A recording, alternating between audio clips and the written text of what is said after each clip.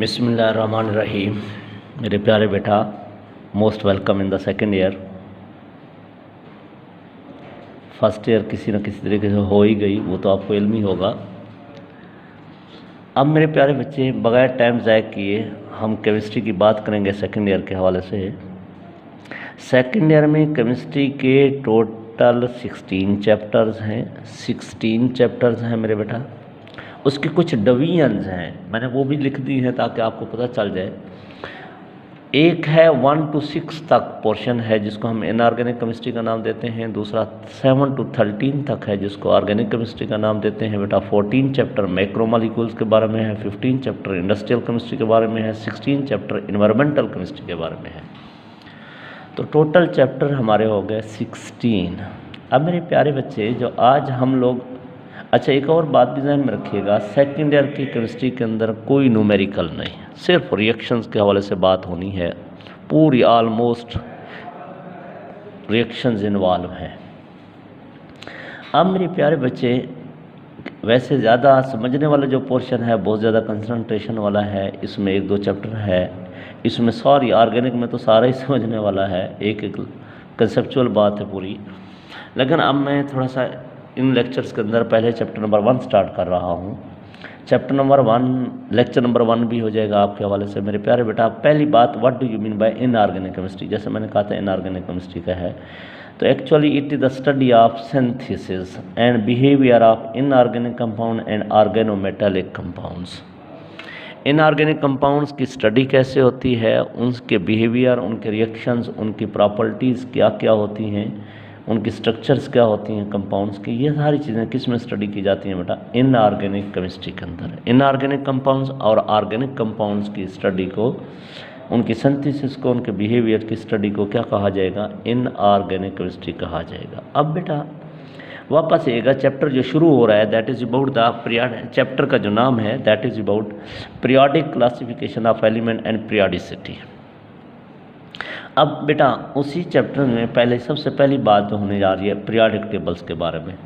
Periodic table क्या है? एक टेबल है जिसको हम लोगों ने क्या कहा है, tabular display of chemical elements which are arranged by atomic number, electronic configuration and recurring chemical properties. ये ऐसा हमारे पास टेबल है जिसमें एलिमेंट्स को तरतीब दिया गया है, अरेंज किया गया है on the basis of atomic number, on the basis of electronic configuration, on the basis of chemical properties. So elements are arranged in groups and periods. Groups किन को कहते हैं बेटा, वर्टिकल कॉलम्स को, और पीरियड्स किन को कहते हैं, हॉरिजॉन्टल रोज को। अब ये जो हमारे पास पीरियोडिक टेबल होगा उसमें ग्रुप भी होंगे, उसमें पीरियड्स भी होंगे, ग्रुप्स और पीरियड्स। अब मेरे प्यारे बच्चे, ये जो हमारे पास पीरियोडिक टेबल है ये प्रोवाइड करता है बेसिक फ्रेमवर्क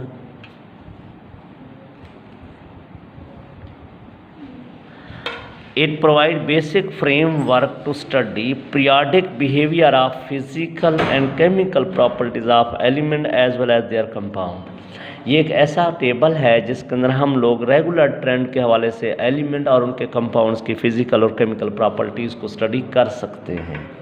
क्या है मेरे बेटा, पीरियोडिक टेबल की मदद से एलिमेंट्स की फिजिकल और केमिकल प्रॉपर्टीज़, ना सिर्फ एलिमेंट्स की बल्कि उनके कंपाउंड्स की भी प्रॉपर्टीज़ को प्रॉपर वे से, रेगुलर वे से स्टडी कर सकते हैं। इसको हम लोग क्या नाम दे रहे हैं, पीरियोडिक टेबल। अब पीरियोडिक टेबल ये है, वो क्या इन्फॉर्मेशन देता है हमें, इसका क्या फ़ायदा है, तो मैंने फ़ायदा भी लिख दिया साथ कि it provide basic framework to study the periodic behaviour of physical and chemical properties of element as well as their compounds. अब मेरे प्यारे बच्चे, पीरियोडिक टेबल को इंट्रोड्यूस करने में किन लोगों का ख्याल था, तो आप सुनिएगा। हिस्टोरिकल बैकग्राउंड्स, यानी क्या मतलब, memorable contribution leading to the periodic classification of element, यानी पीरियोडिक टेबल को डेवलप करने में किन लोगों का सबसे ज़्यादा कंट्रीब्यूशन था। एक अल-राज़ी था, दूसरा डोबरेनियर था, तीसरा न्यूलैंड था, चौथा मेंडलीव और बेटा मोज़ले। ये चंद एक लोग थे जिन्होंने पीरियोडिक टेबल को डेवलप करने में बहुत ज़्यादा रोल प्ले किया। अल-राज़ी की बात करते हैं मेरे बेटा। अल राजी सबसे पहली बात मुस्लिम scientist, his classification was based on physical and chemical properties of substance. Substance को फिजिकल और केमिकल प्रॉपर्टीज़ की बेस के ऊपर क्लासीफाई करने वाला सबसे पहला साइंटिस्ट। और दूसरे लफ्ज़ों में मैं यूँ कह दूँ, he classify the element into the metallic and non metallic. Metallic and non metallic properties की बेस के ऊपर क्या है, एलिमेंट्स को क्लासीफाई कर गया अल राजी बेटा। दूसरा था डोबरिनियर। अब डोबरिनियर ने क्या किया, he was German chemist. In 1829 he arranged known element in groups, और उस ग्रुप को क्या नाम दिया गया, ट्राई-एड का नाम दिया गया। मेरे प्यारे बच्चे 1829 में एक जर्मन केमिस्ट ने एलिमेंट्स को अरेंज किया, किसकी बेस के ऊपर, प्रॉपर्टीज़ को बेस के ऊपर ग्रुप्स के अंदर। उस ग्रुप को क्या नाम दिया गया, ट्राइड। क्यों, क्योंकि हर ग्रुप्स के अंदर 3 एलिमेंट थे, इसलिए उसको ट्राई-एड का नाम दिया विद सिमिलर प्रॉपर्टीज़। यानी एक ग्रुप में जितने एलिमेंट्स होंगे, जो 3 एलिमेंट्स होंगे, उनकी प्रॉपर्टीज़ सेम होंगी। अब बेटा इस लॉ के मुताबिक क्या हुआ, तो जो सुनिएगा, लॉ ऑफ ट्राई-एड इंट्रोड्यूस हुआ। तो उसके मुताबिक when if the elements are arrange on increasing order of atomic masses, then atomic mass of middle element of triad is the average of other 2 element, यानी first and third one. First और third one element के atomic mass का average लें तो वो आ जाएगा average बेटा atomic mass of central atom. ये डोबरिनियर ने कहा था। इसको मैं थोड़ा सा और बयान कर दूं ताकि आपको समझ आ जाए। जैसे मेरे प्यारे बेटा हमारे पास ग्रुप है, उस ग्रुप में समझिएगा लिथियम है, सोडियम है, पोटाशियम है। एक ग्रुप में 3 एलिमेंट हो गए, समझो ये हमारे पास ट्राई-एड है। इस ट्राई-एड में 3 element lithium, sodium, potassium. Lithium का एटॉमिक मास 7, सोडियम का 23, पोटाशियम का 39। तो मेरे प्यारे बच्चे मैंने आपसे क्या कहा था, जो सेंट्रल एटम होगा उसका atomic mass average atomic mass of first and third one होगा, फर्स्ट और। तो एवरेज एटॉमिक बेटा atomic mass of sodium is the average atomic mass of first and third, यानी 7 + 39 डिवाइडेड बाय 2 23। तो 23 AMU is the atomic mass of sodium. This was given by Dobereiner in the form of law of triad. ये तो था try-add की बात बेटा। अगली बात करते हैं हम लोग न्यूलैंड्स की। न्यूलैंड एक इंग्लिश साइंटिस्ट था, 1864 की बात है मेरे बेटा। ही क्लासीफाइड 62 एलिमेंट, यानी उस वक्त 62 एलिमेंट डिस्कवर हो चुके थे। ही डिक्लासीफाइड 62 element known at that time. He arrange element in increasing order of their atomic masses and introduce law of Octave.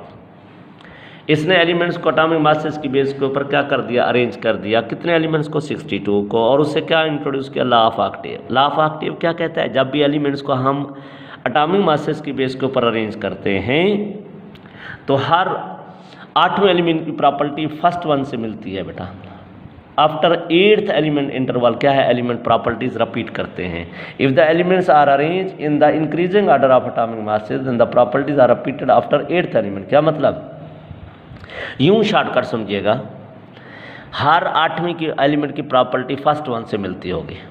हर 8वें एलिमेंट की प्रॉपर्टीज फर्स्ट वन से। If properties of 8th one resemble with the property of first one. देखो बेटा, lithium, beryllium, boron, carbon, nitrogen, oxygen, fluorine, 1 2 3 4 5 6 7 8। अब sodium is the 8th element according to lithium. Magnesium is the 8th element according to beryllium. Aluminium is the 8th element according to beryllium with respect to boron. Silicon is the 8th element with respect to carbon. So बेटा this was the law of octave. तो properties का मतलब है sodium की property resemble करती है lithium के साथ, मैग्नीशियम की बेरिलियम के साथ, एल्यूमिनियम की बोरान के साथ एंड क्लोरीन की फ्लोरीन। इस तरह बेटा ये प्यारे बेटा क्या था, याद रखिएगा। इस वक्त न्यूलैंड ने जो बातें की थी, नोबल गैसेज उस वक्त कोई डिस्कस नहीं हुई थी, डिस्कवर नहीं हुई थी। This classification does not include noble gases. अब मेरे बच्चे अगली बात करते हैं डिमित्री मेंडलीव। 1871 की बात है। ये एक रशियन केमिस्ट था। Introduce comprehensive scheme for the classification of element. इसने पहली दफ़ा बेटा एक एलिमेंट्स की क्लासिफिकेशन के लिए पीरियोडिक टेबल इंट्रोड्यूस किया, यानी ही presented first regular periodic table called Mendeleev periodic table. Element with similar chemical properties are arrange in 8 vertical columns called groups. उसने क्या किया था मेरे प्यारे बच्चे, एलिमेंट्स को अरेंज कर दिया था किसमें, वर्टिकल कॉलम्स के अंदर। वर्टिकल कॉलम्स को क्या कहा जाता है, ग्रुप्स। और याद रखिएगा एक ही ग्रुप में जितने एलिमेंट होंगे उनकी केमिकल प्रॉपर्टीज ऑलमोस्ट सेम होंगी। तो पहली दफ़ा 1871 में पीरियोडिक टेबल इंट्रोड्यूस हुआ, जिसमें वर्टिकल कॉलम्स भी थे, हॉरिजॉन्टल रोज भी थी। हॉरिजॉन्टल रोज को क्या कहते हैं बेटा? हॉरिजॉन्टल रोज पीरियड्स कहलाती हैं और वर्टिकल कॉलम ग्रुप्स कहलाते हैं। उसने फिर मैनली पीरियोडिक लॉ भी इंट्रोड्यूस कर दिया।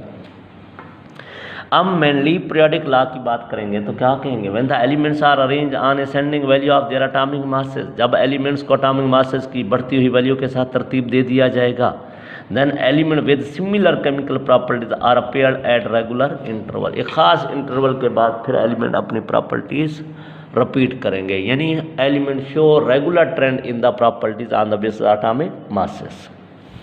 अच्छा, और बात इसमें सुनिए, इसका मतलब मैं ये बात समझ आ गई ना, जब एलिमेंट्स को एटॉमिक मासेस की बेस के ऊपर तरतीब दे देंगे तो एक खास इंटरवल के बाद एटॉमिक मास की बेस के ऊपर एलिमेंट अपनी प्रॉपर्टीज़ को रिपीट करेंगे।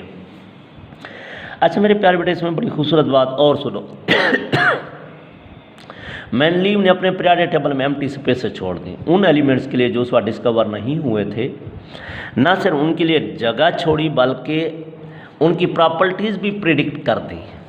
जब प्रॉपर्टीज़ प्रिडिक्ट कर दी तो इससे बड़ी खूबसूरत बात सामने आ गई, गौर से सुनिएगा। इसका मतलब he has too much confident, he was too much confident about the element which were not discovered at that time, and not only discovered but also he predicted properties।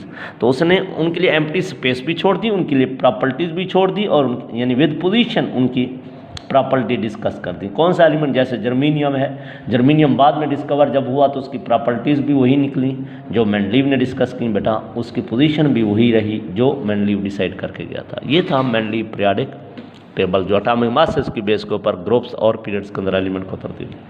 अगली बात करते हैं मोज़ले। मोज़ले 1911 में डिस्कवर कर रहा है atomic number of elements. He arranged element on the basis of their atomic number. He arranged element on the basis of their atomic number. If the elements are arranged on increasing order of atomic number, then the chemical property repeat them in the periodic manner. ये कौन सा बेटा? दोबारा एक दफ़ा सुनिएगा। मोज़ले ने atomic number discover किया और एटॉमिक नंबर की बेस के ऊपर एलिमेंट्स को ग्रुप्स और पीरियड्स में तरतीब देने के बाद मॉडर्न पीरियोडिक लॉ पेश कर दिया। पहले मेंडलीव पीरियोडिक लॉ था। मेंडलीव पीरियोडिक लॉ कहता है एलिमेंट की प्रॉपर्टीज़ रिपीट होती हैं on the basis atomic mass. अब मोज़ले कह रहे हैं नहीं, जब एलिमेंट्स को अरेंज करते हैं एटॉमिक नंबर की बेस के ऊपर तो एलिमेंट की प्रॉपर्टी ख़ास इंटरवल्स के बाद रिपीट होती हैं। किसकी बेस के ऊपर? एटॉमिक नंबर की बेस के ऊपर मेरे बेटा। इसको कहते हैं मॉडर्न पीरियोडिक लॉ। अब इसमें हम कहते हैं ना element show periodicity in their properties का मतलब आप element show periodic regular trend in their properties after regular interval. इस पीरियोडिसिटी को यही कहते हैं। मैंने इसको डेफिन भी कर दिया। Recurring variation, reoccurring property in the element with properties with atomic number, reoccurring variation in element properties with increasing atomic number, that is known as periodicity। यानी एलिमेंट्स की प्रॉपर्टीज़ का एटॉमिक नंबर की बेस के ऊपर regular intervals के बाद repeat होना क्या कहलाता है? पीरियोडिसिटी ऑफ एलिमेंट कहलाता है। अब मेरे प्यारे बच्चे, जब मेंडलीव पीरियोडिक मोज़ले पीरियोडिक लॉ पेश हो गया, मॉडर्न पीरियोडिक टेबल इंट्रोड्यूस हो गया, तो उसके बाद फिर मेंडलीव पीरियोडिक टेबल के अंदर क्या इम्प्रूवमेंट लाई गई? सबसे पहली बात तो एलिमेंट्स को एटॉमिक नंबर की बेस के ऊपर अरेंज किया गया। किसकी बजाय? एटॉमिक मासेस की बेस के ऊपर। एटॉमिक मासेस की बजाय एटॉमिक नंबर की बेस के ऊपर अरेंज कर दिया गया। दूसरा मेरे प्यारे बच्चे, addition of extra eighth a group at the extreme right side of the periodic table noble gases के लिए, जो उस वक्त डिस्कवर नहीं हुआ था। मेंडलीव के दौर में नोबल गैसेस नहीं डिस्कवर हुई थी, उनके लिए कोई ग्रुप नहीं था। लेकिन क्या है, मॉडर्न पीरियोडिक टेबल के अंदर मोज़ले ने एक नया ग्रुप इंट्रोड्यूस किया नोबल गैसेस के लिए at the right extreme side of the periodic table. दूसरी बात मेरे प्यारे बच्चे, मेंडलीव पीरियोडिक टेबल के अंदर beryllium, magnesium, calcium, strontium, barium, zinc, cadmium, mercury एक ही वर्टिकल कॉलम्स के अंदर यानी एक ही ग्रुप में पड़े थे। जब एक ही ग्रुप में थे, जबकि हालांकि उनकी प्रॉपर्टीज एक दूसरे से मुख्तलिफ हैं। मेरे प्यारे बच्चे, beryllium, magnesium, calcium, strontium, barium, इन तीनों की इनकी प्रॉपर्टीज एक दूसरे से क्या है? मुख्तलिफ हैं। मुख्तलिफ हैं, लेकिन उनको मेंडलीव के अंदर एक ही ग्रुप में रखा गया था। जब एक ही ग्रुप में रखा गया था तो यह तो अच्छी बात नहीं है। तो फिर बेटा, हालांकि उनकी प्रॉपर्टीज एक दूसरे से क्या है? मुख्तलिफ है। Same was true for many element, यही वाली बात जो मैंने की है ये बहुत सारे और एलिमेंट के लिए भी अप्लाई होती थी। तो element were divided in two types of vertical column A and B. Modern periodic table के अंदर इस कन्फ्यूजन को ख़त्म करने के लिए ग्रुप्स को दो सब ग्रुप में ए और बी में। सो मॉडर्न पीरियोडिक टेबल के अंदर क्या किया गया बेटा, बेरिलियम मैग्नीशियम कैल्शियम स्ट्रांशियम को किस में रखा गया, सेकंड ए में रख दिया गया, और जिंक कैडमियम को सेकंड बी में। इस कन्फ्यूजन को ख़त्म किया गया, जो पहले तमाम एलिमेंट एक ही ग्रुप में पड़े थे, इस कन्फ्यूजन को ख़त्म करने के लिए ग्रुप्स को सब ग्रुप ए और बी में डिवाइड करके प्यारे बेटा बेरिलियम मैग्नीशियम को सेकंड ए में रख दिया गया, इनको सेकंड बी में। इस तरह हमारी कन्फ्यूजन ख़त्म हो गई। इसी तरह बहुत सारे और एलिमेंट के बारे में भी ये बात की गई। अच्छा, आपको पता है मेंडलीव पीरियोडिक टेबल के अंदर एलिमेंट्स को एटॉमिक मासेस की बेस के ऊपर अरेंज किया गया। तो इसका मतलब एक ही एलिमेंट के जब आइसोटोप्स की बात करते हो, आइसोटोप्स के एटॉमिक मासेस मुख्तलिफ होते हैं तो उनकी पोजीशन मुख्तलिफ होती थी। लेकिन जब हमने मॉडर्न पीरियोडिक टेबल में एटॉमिक नंबर की बात की तो तमाम आइसोटोप्स का एटॉमिक नंबर तो सेम होता है। तो इस तरह फ़ायदा क्या हुआ, all isotopes of an element get one fix position in the modern periodic table, while in the Mendeleev they were present at different position। Mendeleev के अंदर वो मुख्तलिफ पोजीशन पे थे, लेकिन एटॉमिक नंबर की बेस के ऊपर अरेंज करने से तमाम के तमाम आइसोटोप्स एक ही पोजीशन पे आ गए। ये इसका फ़ायदा हुआ। तो मेरे प्यारे बच्चे, इस लेक्चर के अंदर हम लोगों ने किसका, अल-राज़ी का, डोब्रेनियर का, डोब्रेनियर का, न्यूलैंड का, मेंडलीव का और मोज़ले का वर्क पढ़ा और इम्प्रूवमेंट भी पढ़ी। अब आगे चलते हैं मेरे प्यारे बच्चे। ये था फर्स्ट लेक्चर आपका।